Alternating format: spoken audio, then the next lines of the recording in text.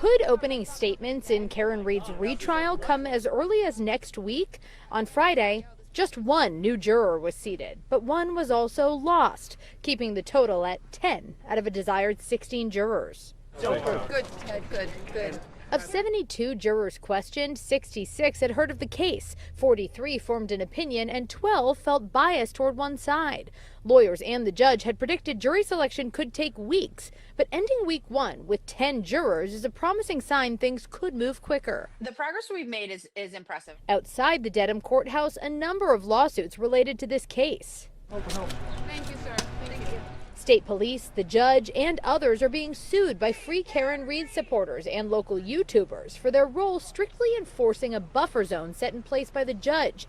In federal court in Boston Friday, a lawyer for Free Karen Reed protesters argued that they should get to peacefully and quietly protest closer to the courthouse. Like, I do freelance photography. I can't even stand there and take a picture without the threats of being arrested.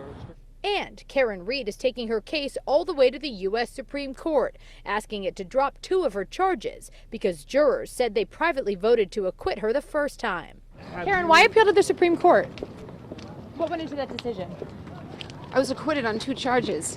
First, the Supreme Court has to decide if it'll even take her case out of the thousands of requests it gets. They likely won't grant cert when you have 4 courts below you that have come to the same conclusion. And the case law is pretty clearly not in favor of Miss Reed's position. So